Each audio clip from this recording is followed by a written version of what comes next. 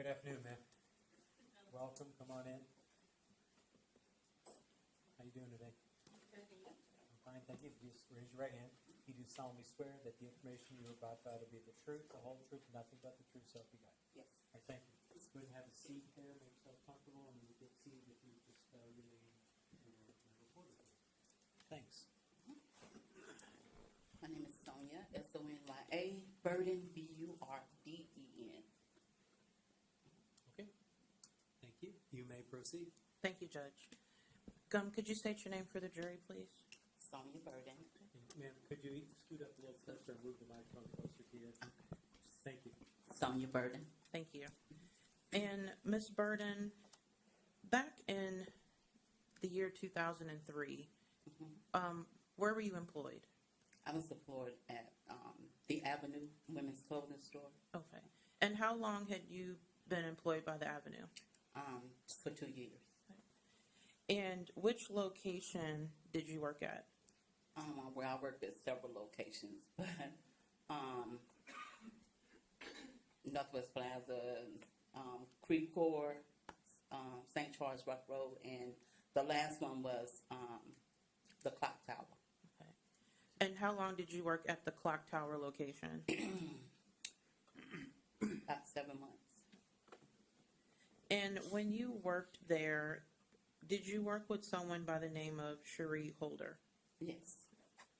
And did you work with someone there by the name of Monica? I think she went by Bloomfield at That's the time? correct. Yes. Okay. And how long did you work with Cherie Holder? About 4 months, 4 or 5 months. I hired her. So, yeah, about 4 or 5 months. And how long did you work with Monica?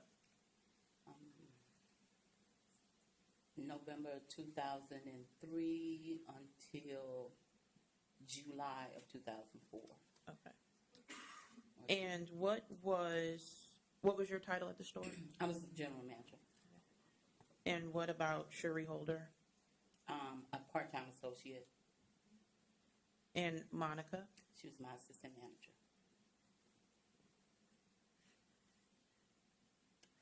And would you see or hang out with Cherie Holder outside of work? Only about 2 occasions. And what about Monica? No. Okay. Did Monica have transportation to the store? She was picked up and dropped off by her husband, And who was her husband at the time? Dawan. And did you know Dawan? No. Okay. And when she would get dropped off and picked up at the store, would Dawan sometimes come in? No. Would there be occasions where Dawan would be in the store for hours?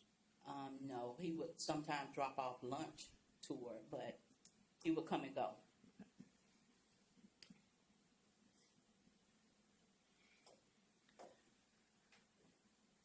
There has been testimony here that sometime in 2004, you had a conversation with Cherie Holder in regards to a conversation she had with Monica and Dawan Ferguson one evening. Did Cherie ever come to you about a conversation that she had with Dawan and Monica in regards to Christian? No. Did Cherie ever come to you at any time and tell you that Monica and Dawan confessed to killing Christian to you? No. How do you know that did not happen? Well, she didn't know who they were at that time when she was deployed at the Avenue. But I'm saying, how are you certain that you didn't have that conversation with Cherie? How I'm certain I didn't? Yeah. Oh, I know I didn't have a conversation with her. Okay. There's no way I would hold that type of information. Okay. Nothing further. All right, thank you. Cross-examination.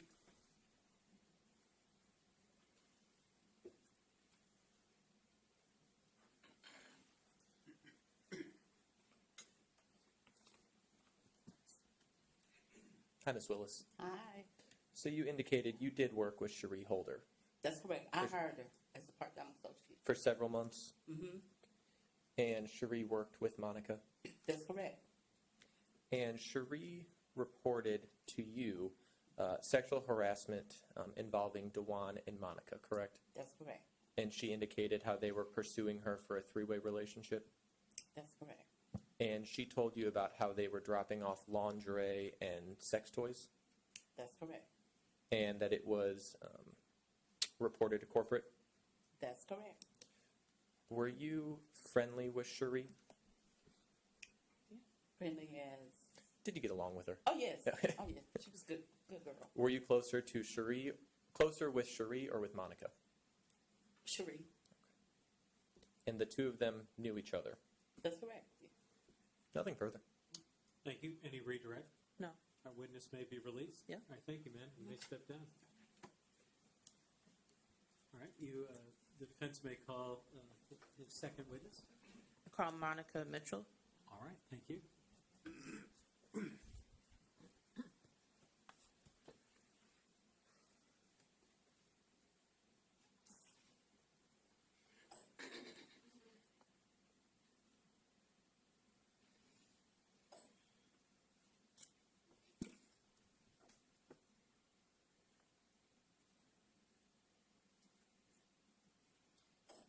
Good afternoon, ma'am. Welcome. Come on up. You just stop right about there and raise your right hand. You do solemnly swear that the information you are about to provide will be the truth, the whole truth, and nothing but the truth, so help you God. Thank you, Quinn. Take a seat right here. Once you get comfortable, if you just spell your name for my reporter, I would appreciate it. Thank you.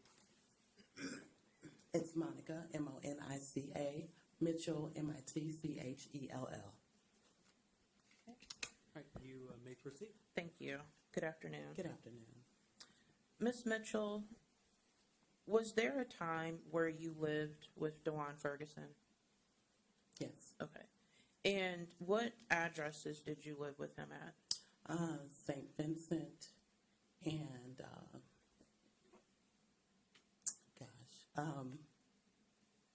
it's in Northwoods. I can't think of the name of the street. I'm sorry. Okay. Northwoods. Did you live with him on an address called Sylvan? No. You did not. We didn't. When he lived at St. Vincent, I lived on Sylvan. Okay. Is there a time where he moved into Sylvan? Yes. Okay. And when you all moved together, did his children move in with you as well? Yes. Okay. And what was that, Christian and then Connor? Yes. When you lived with Dawan and the boys, did you ever see Dawan administer food and medication to Christian? I was not present every time he did that. Okay. No. But there were times that you did see it happen? Very seldom. Okay. Once, maybe. Okay. And with Christian, Christian had the coma in January of 2001, correct? I'm not sure if it was a coma. I'm not sure. Okay. I'm not sure. I don't remember. But he had an incident where he was in the hospital Yes. for a period of time. Yes. Okay. Yeah. After that happened, was there additional help that came in the house? Yes, it was. Okay. And what was the additional help that came in the house? Nurses, I believe they were nurses to come and monitor him, to give his food, things like that. Okay. And when the nurses would be in the home, where would you typically be? I wouldn't interfere with them. I let them do whatever they needed to do. I would be caring for the other 3 children. So Now, did you and Dawan have an open relationship? the last several years of our marriage, yes. Okay. And can you explain what that means? That meant that he was free to date whoever he wanted to, and so was I. Okay. At one time, were you employed at the Avenue? Yes, I was. And when did you work there? I don't know exactly the year. I know I worked more than a year, less than 2. I can't tell you the exact year that I started. Did you work at a location at Clock Tower? Yes. Okay. And how long did you work at that location? Probably 8, 9 months, probably. I couldn't tell you right off. I can't tell you exactly.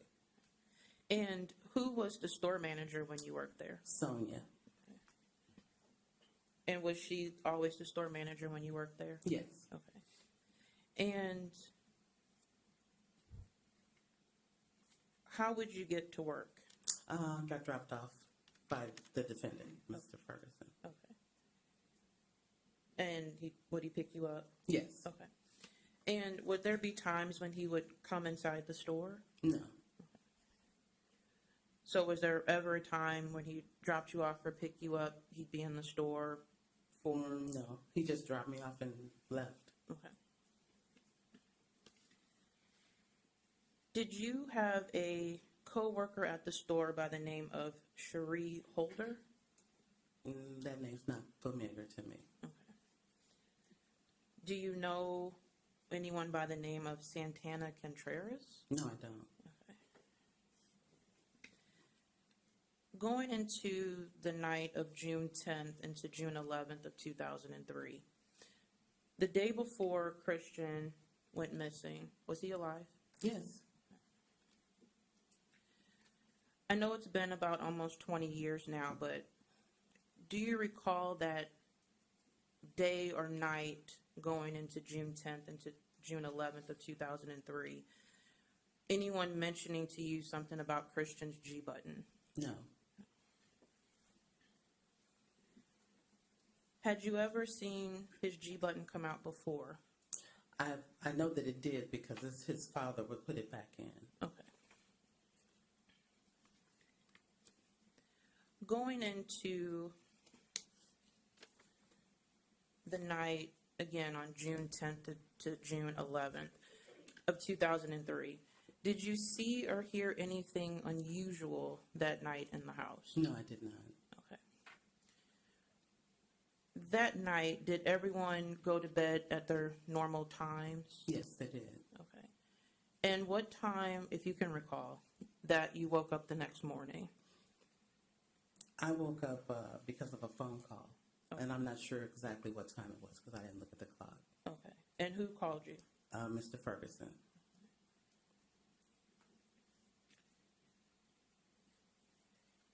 In your relationship with Dawan, had you ever seen him drink or use drugs?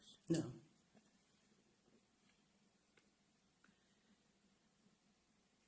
Monica, there's been testimony here today that you and Dawan confessed to murdering Christian to a woman named Cherie Holder. Your Honor, I'm going to object as she is asking this witness to comment on other witnesses' testimony. It's not proper. Response. I can change the question. I'll sustain the objection. I don't necessarily know if you were seeking a comment. You were just setting the groundwork to ask a question, correct? Correct. Why don't you rephrase it then? Yeah. Monica, have you ever been part of a conversation where I'll rephrase, has there ever been a time where you and Dawan were in a woman's apartment and confessed to murdering Christian? Never. Had you ever heard Dawan confess to murdering Christian? No. And how can you be certain that that never happened? I can't because I wasn't present. If it happened, I was not present. But I'm saying in front of you. Never. No. Okay.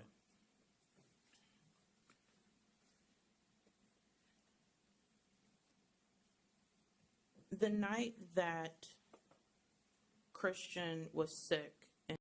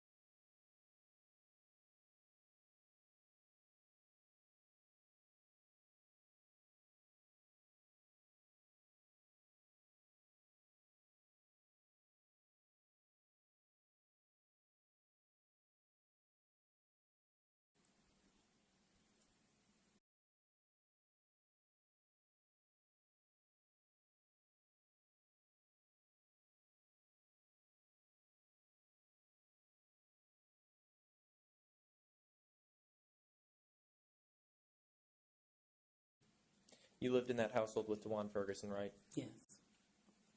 You lived in the basement primarily in that house, correct? He did. You just testified for the defense here for Ms. Steele. And on that, you did admit that you did not see Dawan feed Christian very often, correct? Correct. You've told a couple variations of stories with how that night went.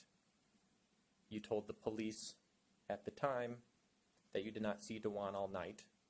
However, you told Mr. Goldstein that he woke you up in the middle of the night. He woke me up on a phone call. He woke me up to let me know that Christian wasn't feeling well and that he was going to watch him. And if he got worse, he'd take him to the hospital. And that was the last that we spoke to each other. You deny knowing anybody by the name Cherie Holder. That name's not familiar to me. However, when you were talking with Ron Goldstein, you said, it's possible we could have had a conversation with her. It's possible because we had an open marriage. Everyone knew that. That's not what I said about her. I don't recognize her name. I don't recognize it. You deny knowing anything about the G button being missing. Did I deny it? You were just asked by Ms. Steele, and you said that you never noticed his G button being missing that day. But I didn't see Christian that day. Did Connor come up to you and tell you that the G button was missing? I don't remember that. I don't remember that conversation, no. So when I'm looking back here, you're denying having a conversation with Cherie Holder where the implication is that Christian was dead because of actions by you and Dawan. You're denying even knowing who Cherie Holder is. You're denying the allegation that Connor told you about the G button being removed. Connor probably told his father because when we were living at St. Vincent, he would pull his G button out, and the nurses knew that. And they didn't know how to put it in, so they would go to Mr. Ferguson to ask him how to do it. Would you agree with me that your memory and statements about who may or may not be responsible from this seems to be pretty favorable to you? No, it's been 20-something years. I have no further questions, Thank Your you. Honor. Any redirect? No. All right, thank you. Witness may be released. Yeah. All right, you may step down. Thank you, ma'am. All right, defense may call the next witness. Special Agent Liza Ludovico.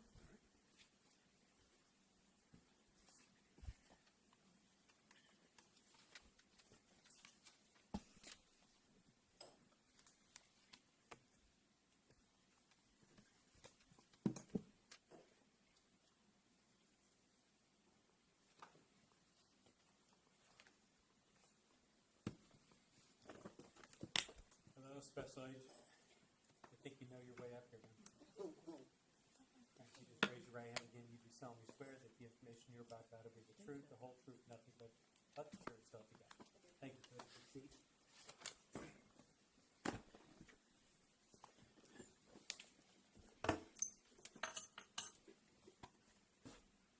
All right, you may begin. Thank you. Hello again. Good afternoon. Just briefly, Special Agent Ludovico, in the course of your investigation, did you happen to interview someone by the name of DeShonda Linwood? I did. Okay. And did you interview her more than once? I did. And in your interview with DeShonda, did you speak with her in regards to Christian Ferguson? I did. Okay. In that interview with DeShonda Linwood, did she ever describe to you Christian's appearance? I don't think so, but I'd have to review the report just to be sure. Would you like to refresh your recollection? Okay. May I approach? You may.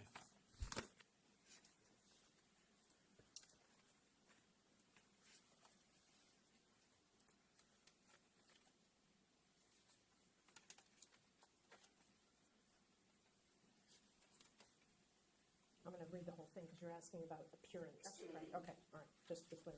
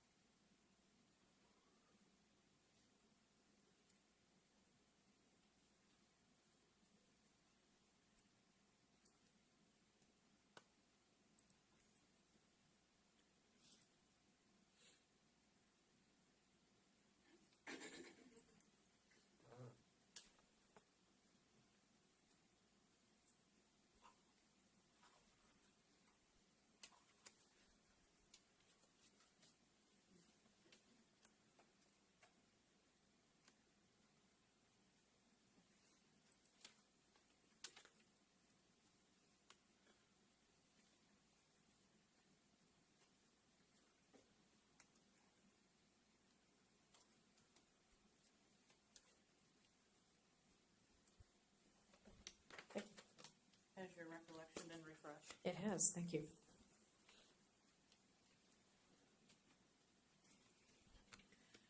So, after reviewing that, was there ever a conversation with DeShonda Linwood in regards to Christian's appearance, his body appearance at all? Doesn't appear I asked. Okay. So answer no. And that's in both interviews? That would be correct. Okay. And you did speak with her about events of the night, I think June 10th into June 11th, of Christian's disappearance, correct? I did. And there was a conversation about her getting up at a certain time and what she might have observed, correct? Correct. In this interview with DeShonda, was there any mention about seeing Dawan when she woke up in the middle of the night? Not according to that interview, no. Okay. So, was there any mention about her seeing Dawan in the middle of the night cradling a blanket with what appeared to be a body in it? No.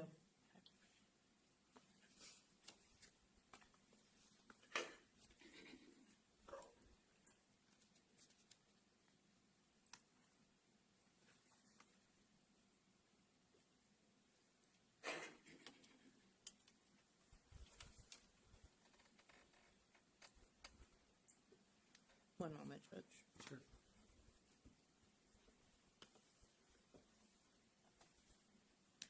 Also, in the course of your investigation, you spoke with a then Connor Ferguson, correct? Yes, Okay. And is another where you need to refresh your recollection? I believe so. May I approach? You may. Thank you.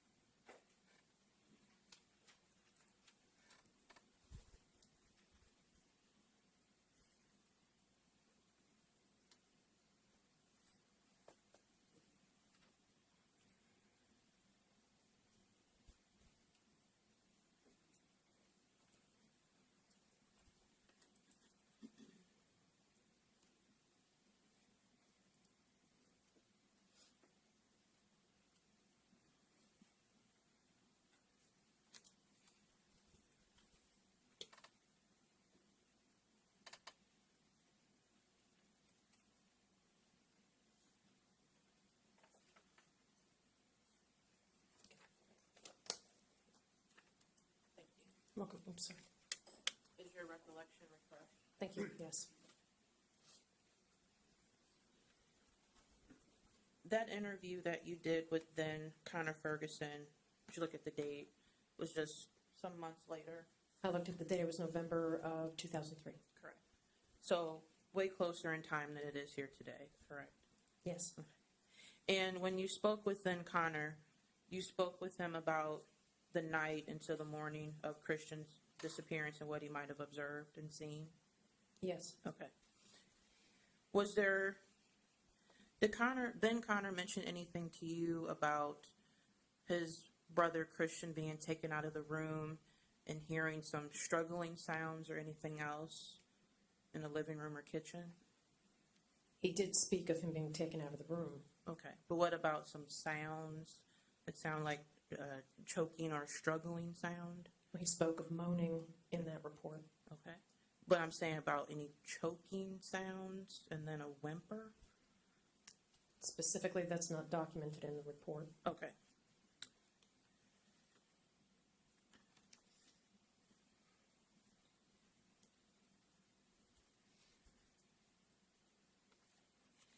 And the conversation that you had with DeShonda, the two that you had, those were in 2000. One was in 2003, and then one was in 2004, correct? I didn't stare at the dates on those, but that probably sounds about right. Okay. And again, those interviews way closer in time than we are here today. Yes. Nothing further. Thank you. Cross-examination? Can we approach briefly, Your Honor? You may.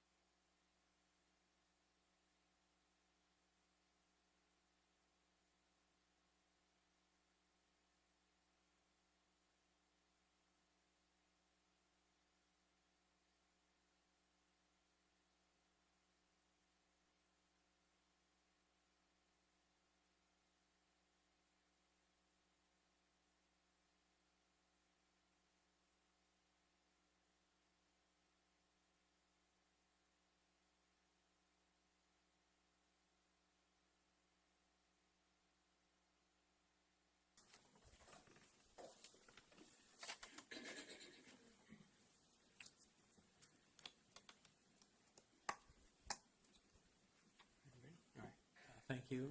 Ms. Bailey-Smith, you may proceed with your questions. Thank you. Agent Ludovico, Ms. Steele just asked you about your second interview with DeShonda, correct? Yes. Okay. And when you went to speak with her that second time, at that point, did you have more information about what potentially had happened? Yes. And was DeShonda on that second attempt to speak with her, was she recalcitrant to speak with you? Yes, she was not cooperative. And in fact, what did she tell you when you initially tried to begin the interview with her? She said that I had to speak with her family lawyer and that she essentially did not wish to speak with me. But then she did to speak with you, correct? I wedged in a clarifying question on one issue that I wished to speak with her about, but did not get to speak about anything additional. And were you attempting to speak with additional things with her? Yes. Now, is Monica Ferguson the mother of DeShonda? Yes. I have nothing further, Your Honor. Thank you. Redirect. Yes.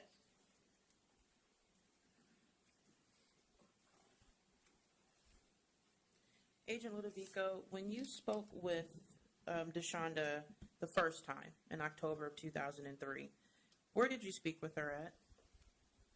I believe I spoke with her at her school. Okay. And her mom was not present for that interview, correct? That is correct. Okay. And when you spoke with her at the school, you talked to her about, like I said, you wanted to know about the event she might have observed or seen June 10th into June 11th, correct? Yes. Okay. So this wasn't done at a family home or anything like that, this interview? No. Okay. And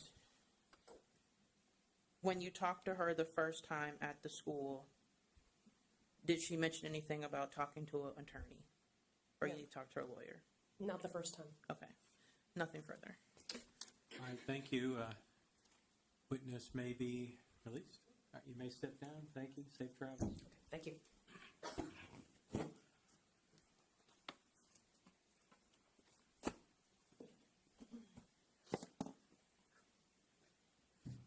Any further witnesses? One more. You may call your next witness. This, the defense would call Mr. Dion Dupree. Okay.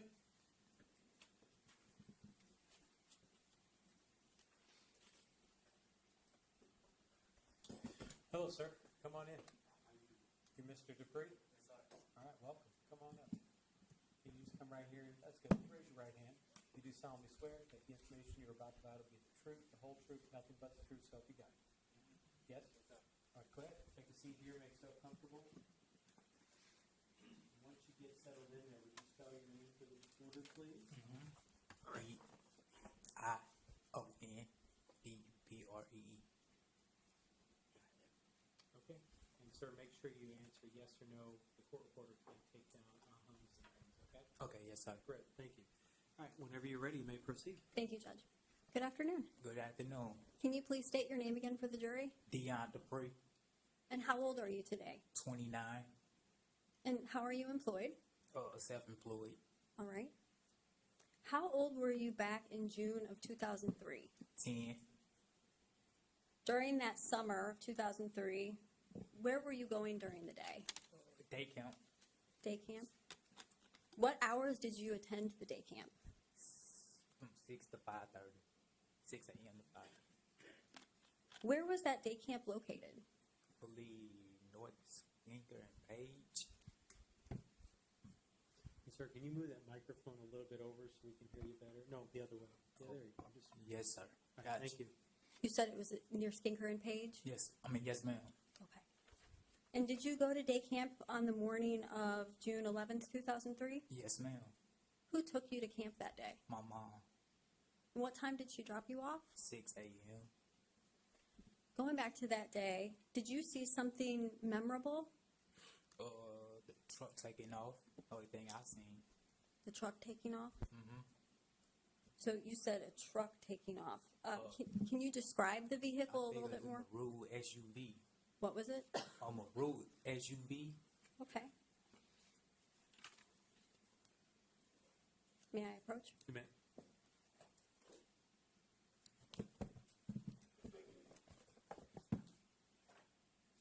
This photo is already entered into evidence. It states Exhibit 14. Mr. Dupree, can you take a look at this photograph? Do you recognize that vehicle? Yes, ma'am. And what is that vehicle? SUV. Is that a fair and accurate representation of the truck or SUV we saw that morning? Yes. Thank you. May I publish this for the hearing? Yes, you may, but I messed up the, had moved it, sorry.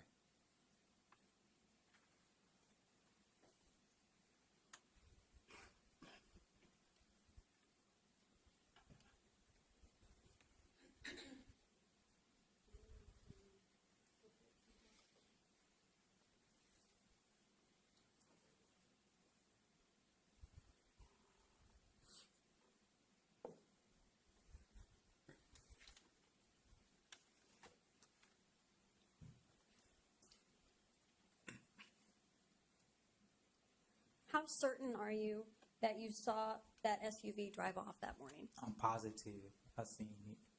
Could you see who was driving it? No. Did you see that SUV later again somewhere? On the news. And how sure are you that the SUV that you saw later on the news is the same one that you saw drive off that morning? I'm sure. And do you know the defendant, Mr. Dawan Ferguson? No. Nothing further. Thank you. Would you take that off for me, please? All right, thank you. Cross-examination? Yes, Your Honor. Thank you.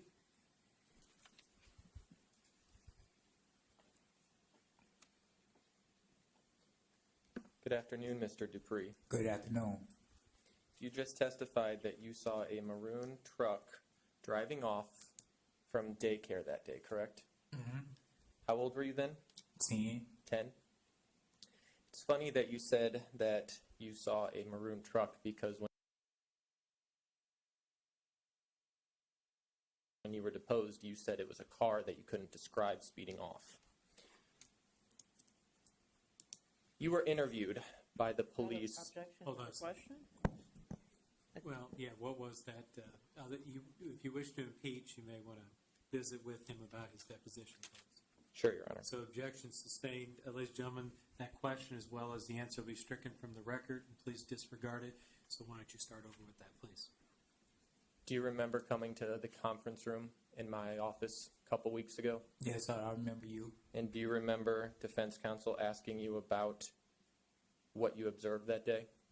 That was after that day. I mean, after that happened.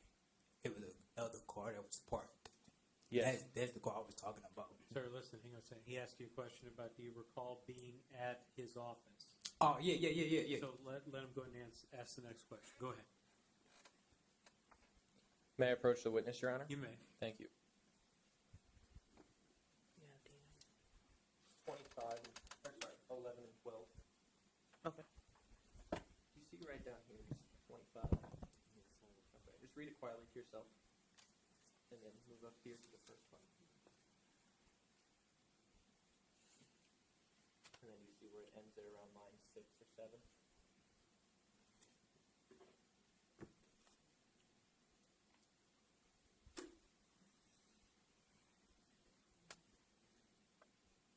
Yeah, but it's saying, I thought it was the same thing.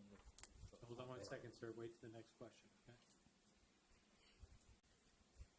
I'm going to read this aloud and just tell me if I've read it accurately.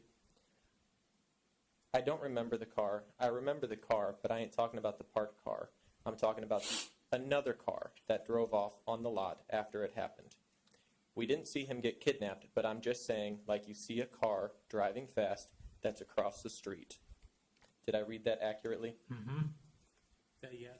Yes. Oh, yes, sir. I mean, yes, sir. You were interviewed by the police when you were 10 years old. Do you remember that? Yeah, but not the conversation. You never told them that you saw that. No, I don't remember them. I don't remember that. You met with Ron Goldstein from my office. You never told him about it. No, I don't remember that. And you actually met with me and Ron Goldstein a couple months ago, and you never told me or Ron Goldstein about that. About what? Seeing a car speed away fast. That's the SUV I was talking about. I call a lot of cars cars. My question to you is, you never told me or Mr. Goldstein about a car speeding off, correct? I don't remember that. The first time we ever heard about this was actually in the deposition when Miss Steele was sitting right across from you. I want to ask you a question. Do you have a brother by the name Javon Dupree? Objection relevant. It goes to the witness's credibility, Your Honor. Approach, please.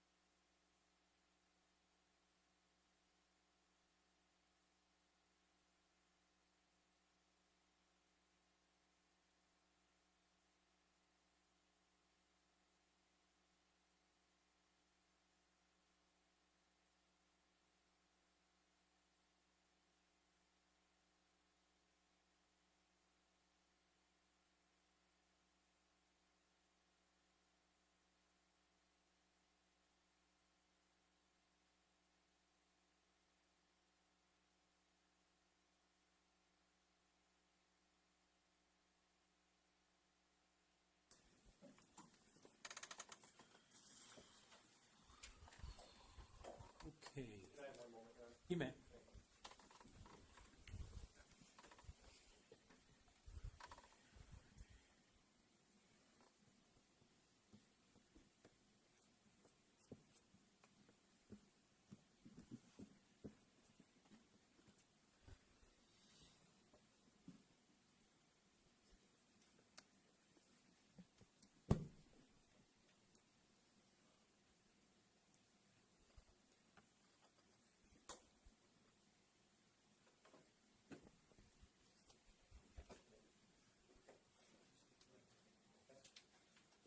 Based on the rulings, Your Honor, I have no further questions.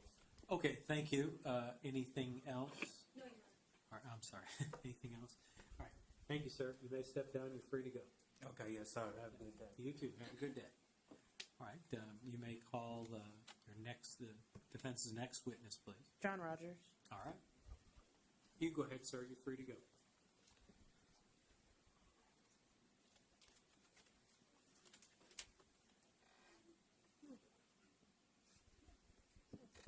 Your Honor, may we actually reapproach? You may. What happened?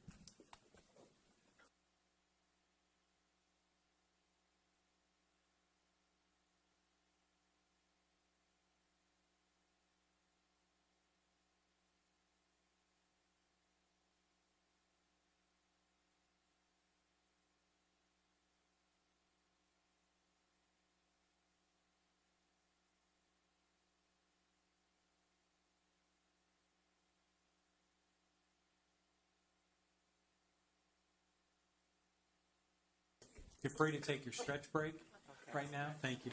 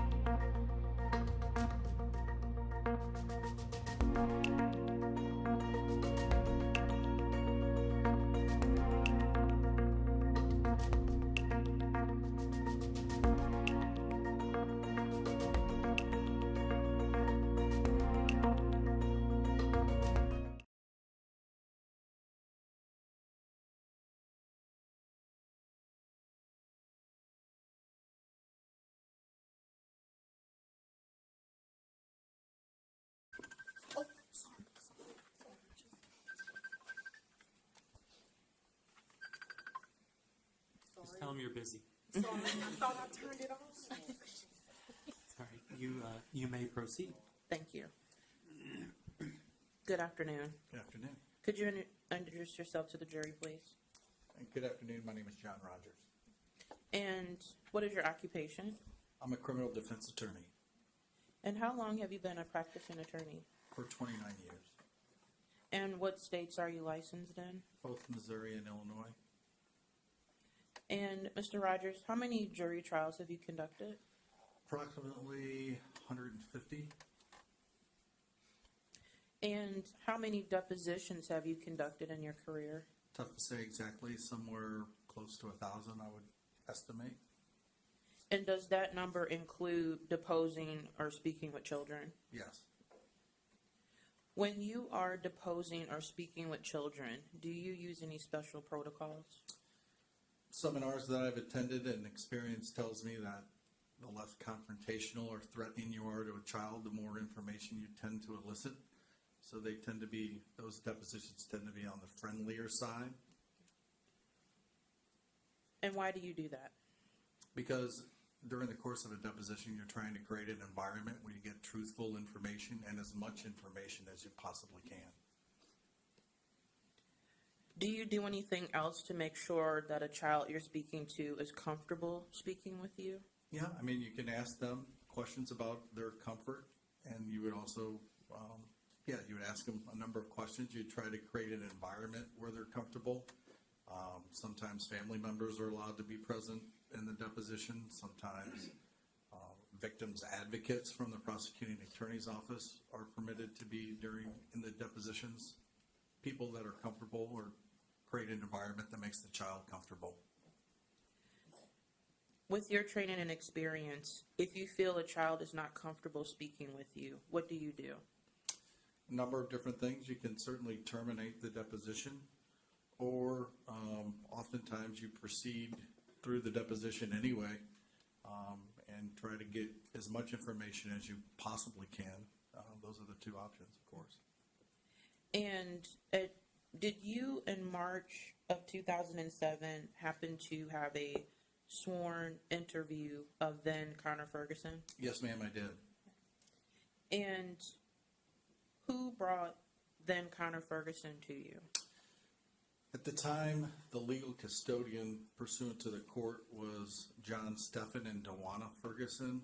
So Dawan Ferguson produced Connor voluntarily and brought him to my office for a sworn statement.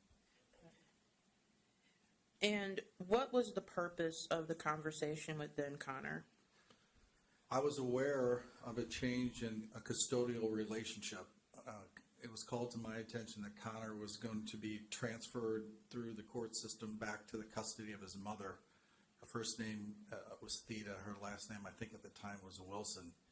I had suspected that Theda would attempt to manipulate Connor into testifying in a way inconsistently that he had previously disclosed information. So I wanted to memorialize that with a court reporter present in the event that the change of custody produced a change in what had previously been reported to my investigators and to law enforcement. And when you spoke with then Connor, where did you have this conversation? Right across the street. The address of my law firm at the time was 120 South Central Avenue, in the lobby of the PNC building, right as you walk out the courtroom doors. Okay. And was anyone present when you had the conversation with then Connor? Myself, of course, the court reporter that was memorializing and transcribing the conversation, and Dawan Ferguson was also present in the room. And where was Dawan Ferguson when you say in the room? What room were you in? Sorry. Yeah, my office at the time had, of course, a desk. Connor was sitting across from me. Court reporter was sitting in a chair back behind Connor, and Dawana was sitting in a couch that I had several feet away in my office.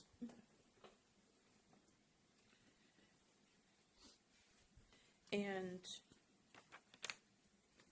when you met with then Connor, did you go over any type of rules or guidelines with you trying to get information?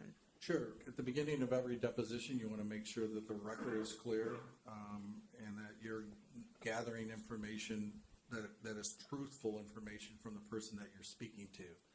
So I started out my conversation with Connor in the same way that I start out normal depositions.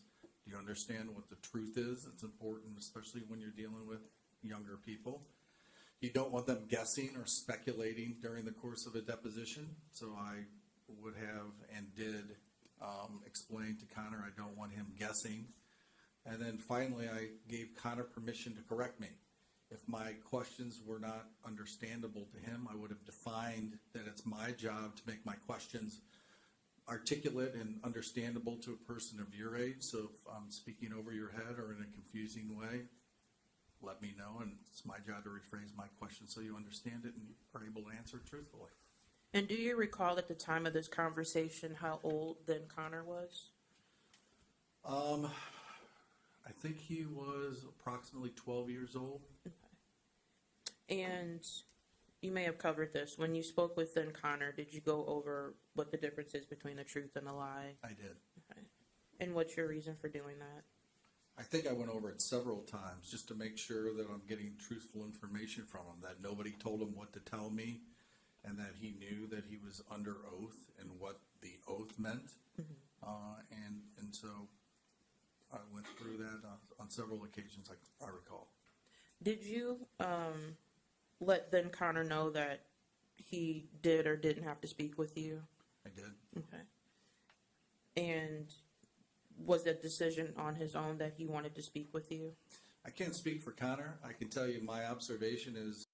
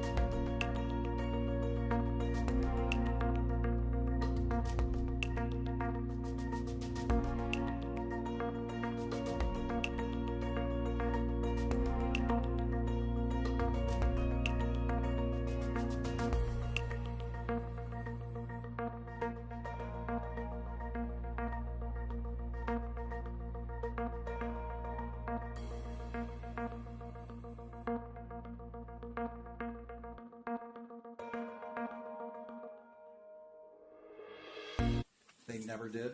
No. Did your dad take care of Christian as far as you can tell? Yes. He fed him, took care of his physical needs while he was living on Sylvan? Yeah. Did Monica pitch in and help with Christian? Yeah. Did you ever help with your brother Christian? Yes. Tell me who shared a room in this home on Sylvan. Tia and Deshonda had their own rooms, and me and Christian shared a room, and my dad and my stepmom shared a room downstairs in the basement. The case, you understand that the news media has printed a lot of information about Christian's disappearance. Yes. Have you seen any of that? Yes, I did see this one newspaper that my mom just recently printed about Christian's situation and how she thought that my dad had something to do with his disappearance. Yeah, and about the tea incident that just happened between me and my grandma. Between you and your girl? My grandma. Okay, what is that incident? I was having an attitude, and I was bringing some salt stuff for the ice, for the snow up the steps, and I was walking funny. And so my grandma told me to stop walking funny, and I didn't hear her, and I put the bag down on the thing, and she came up, and she told me not to get an attitude with her, and then she threw tea in my face. When did this happen? A couple of years ago. Okay, you didn't get a couple of weeks ago? No. Well, a couple of weeks ago, sorry. That's okay. Okay, you didn't get burned or anything, did you? No. Okay, let's go back to 2003. In June of 2003, you said you were 7 years old. Yes. The night before Christian disappeared, the night before your dad took him to the hospital, was there any conversation in the home where you heard anybody expressing any problems with Christian? No. Did you observe anything out of the ordinary with respect to Christian the night before he was taken to the hospital? Nobody did anything to him, but his button was missing, the button that you feed him. Okay. Do you know, did you say to your dad, hey, Dad, his feeding tube seems to be out? Yes. Monica was in the hall folding clothes, and I told her, and she said she knew, and she kept on folding clothes. And I looked in my room for the button, and I couldn't find it. And so I went downstairs, and I told my dad, and he said, I don't know what he said. And I came back upstairs and started looking for it, and then I fell asleep. Do you know about what time you went to sleep that night? Probably 7 or 8. Do you know if your dad or Monica replaced his feeding tube and fed him that evening? I don't know. Is it possible that his feeding tube was replaced and he was fed after you went to sleep? I don't know if it's possible or not. I don't know if you had to go to the doctor and put it in or something like that. Okay. It would be fair to say, though, you didn't hear anybody feeding. You didn't hear your dad feeding Connor via the feeding tube that night. No, but I did that night when I was not asleep, just peeking through my bed. I saw them take Christian into another room, to the TV room, and he started moaning louder, and then they brought him back in and put him in the bed with me in his room. Do you know, did you hear them talking about his health No. while you were observing and listening? No. Do you know what time it was in the evening or early morning hours of June 2003, June 11, 2003? Do you know what time of the evening or morning they took him from your room? No, but it was probably between 3 and 5 because the sky was still kind of dark. So it was starting to get light a little bit. Yes. How long do you think he was outside of your room that morning? I don't know, probably 5 to 10 minutes. And then they brought him back? Yes. What happened after they brought him back? Probably an hour later, they came back in and took one of his covers and put it inside the car, and then took him and put him in the car, and took another of his covers and put inside the car, and my dad drove off. How do you know the covers they took, they put in the car? Because I saw my dad take them. From where you were in bed, could you see your dad when he was outside the home? No, I could see him take the covers out of the room. Out of the room? Yes. You don't really have any. You weren't able to see exactly what he did with the covers. You are assuming he took them to the car. Fair enough? Yes. Was your dad mad when he was taking Christian to the car? Not that I know. Did he mention to Monica, his wife, where he was taking Christian? Not that I know of. You say he was taking him to the hospital. How did you learn your dad was taking Christian to the hospital? Because in the news it said that he was taking him to the hospital, and he stopped at a payphone, and he left Christian in the car along with the keys, and somebody got inside the car and drove off. Okay, but you never talked to your dad about this? No. When Christian disappeared, did you speak to the police officers? Yes. Were you interviewed by the police officers? That morning I went inside my stepsister Deshonda's room, and Monica, Tia, and Deshonda were up watching the news. And I was like, where is Christian and my dad?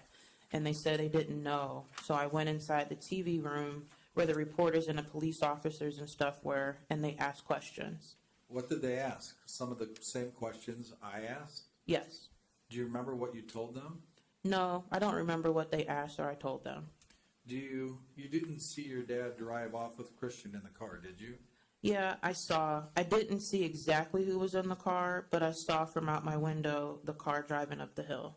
Okay, describe that car for me. It was, I don't know if it was an Explorer Expedition, but it was maroonish.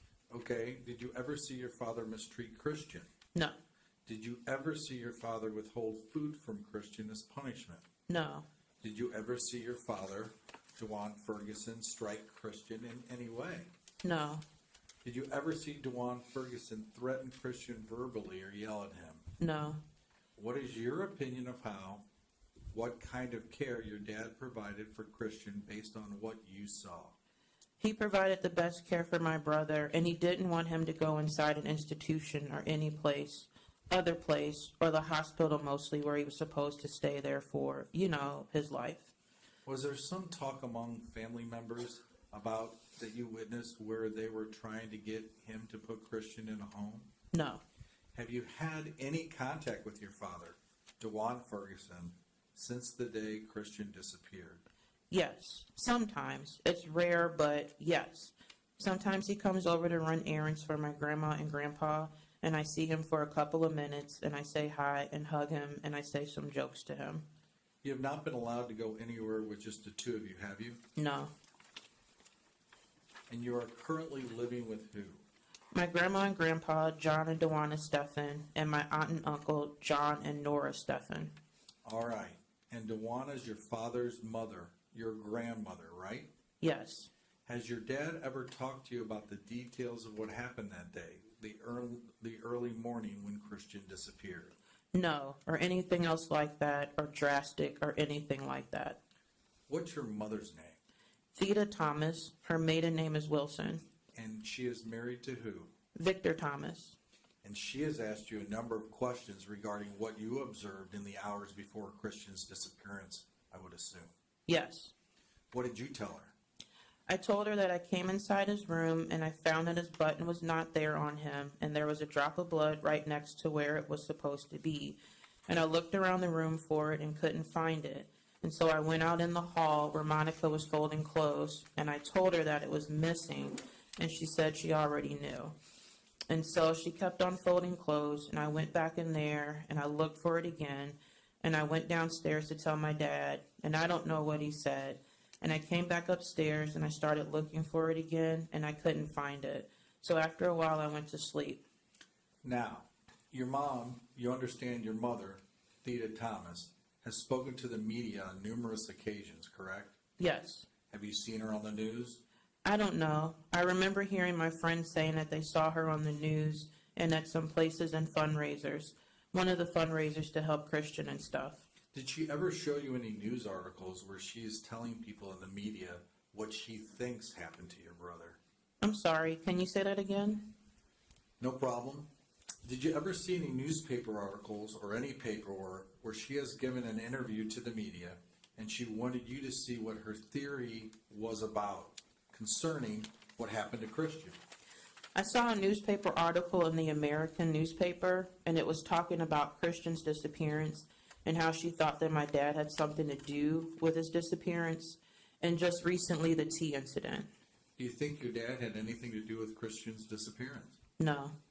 Are you ready to go live with your mom? Are you getting ready to go live with your mom? Do you know? Yes, tomorrow. How do you feel about that? I'm excited because I haven't really lived with her since I was 3. Okay. Is there any information about that day that your father took Christian to the car, any details that I haven't asked you about? No. Has your mom ever threatened to have your dad arrested or tried to put words in your mouth or anything with respect to the events that we have talked about today? She hasn't put words in my mouth, but she has talked about how she thinks that my dad had something to do with the disappearance. I don't remember how exactly I found out, but I think she told me that one time my dad took a credit card or something from somebody in the family and used it, and that's why he went to jail instead of the Christian thing.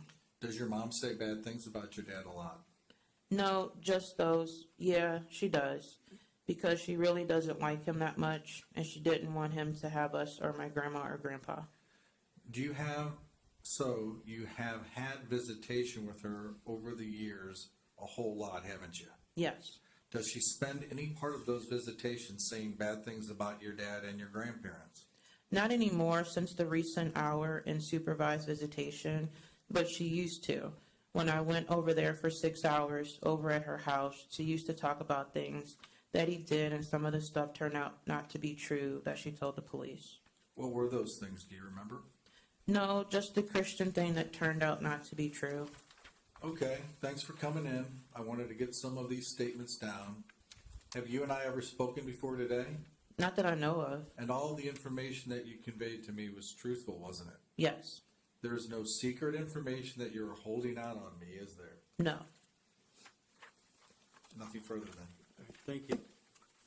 All right, any other questions? No, Your Honor. Any cross-examination? Come here. Good afternoon. Good afternoon. So just a few questions for you. Lynn, then Connor was 12 at the time of this interview, is that correct? Yes, ma'am. And it was taken in your office, Correct. and the only person present other than yourself, a court reporter, and now Lynn, was his grandmother, is that correct? It is. Was his grandfather present, John Steffen? No. And the grandmother, just to be clear, Dawana Steffen, is not Theda's mom. That was Dawan Ferguson's mom. You're right. And there was nobody else from our office present, correct? Nobody from your office was present. Nothing further, Your Honor. Thank you. Any questions? No. No. Mr. Rogers may be released, correct? That's correct. Thank you. Thank you, Have a Judge. good day. All right. Ms. Steele, while the bailiff collects the transcript copies from the jurors, do you have any other witnesses, any other evidence?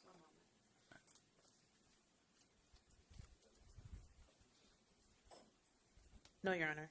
All right. Does the defense rest? Yes. All right. Thank Yes, you. Your Honor. All right. Does the state have, and I will, let me just ask real fast, does the state have any rebuttal evidence? I believe so, Your Honor. All right. So will you guys approach for me, please?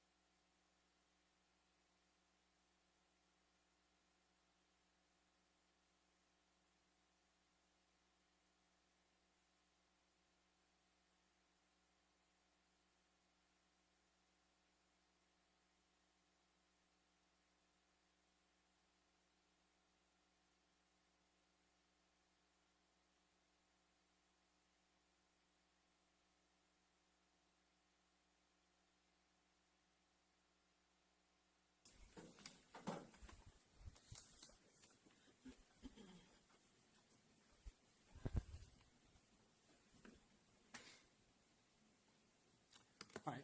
So you're going to check on your witness? Yes, I have 1 second. Sure.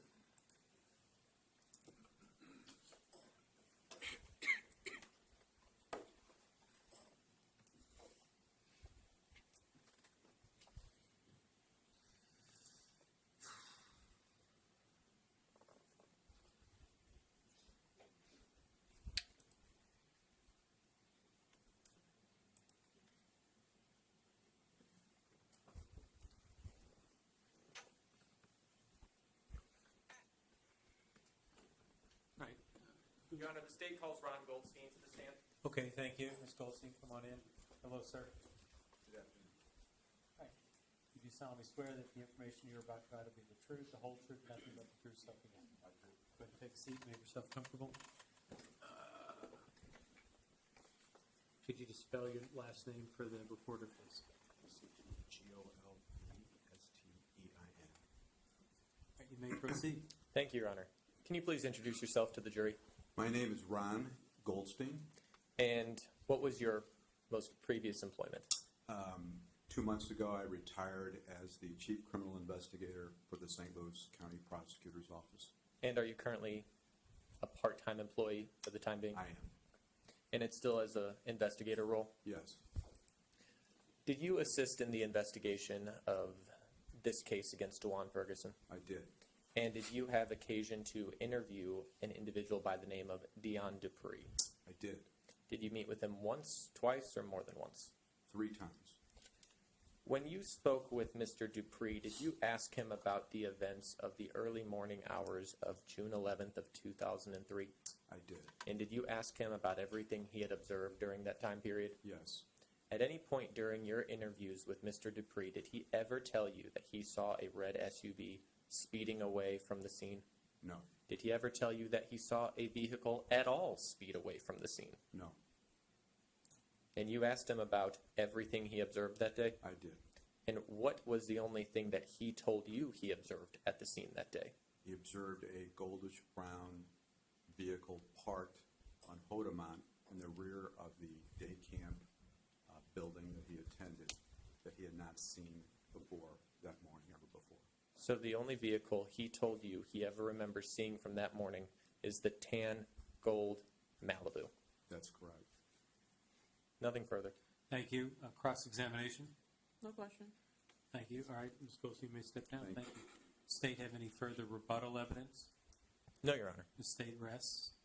Yes, Your Honor. All right, thank you. Any further evidence? No, Your Honor. All right.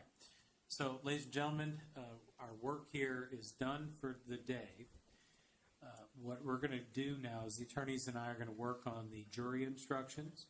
So I'll ask tomorrow morning that you come in at 9:45 a.m. We intend to get here much earlier than that and try to get everything put together. And then when you come in, once we get started, I will read you instructions, and then you'll hear the attorney's closing arguments, and then the case will be given to you to go back and deliberate and decide, okay? So come in at 9:45 a.m. tomorrow, but give us a little leeway if I don't get you right out right away. But I'm hoping to have everything done by then, okay? All right, so the court again reminds you what you were told at the first recess of the court. Until you retire to consider your verdict, you must not discuss this case among yourselves or with others, or permit anyone to discuss it in your hearing. You should not form or express any opinion about the case until it is finally given to you to decide. Do not do any research or investigation on your own about any matter regarding this case or anyone involved with the trial. Do not communicate with others about the case by any means. Do not review or listen to newspaper, radio, electronic communication from the internet, or television report of the trial. And again, thank you for your service, and thank you again for your patience. Have a good evening. Be safe. We'll see you in the morning at 9:45. Thank you.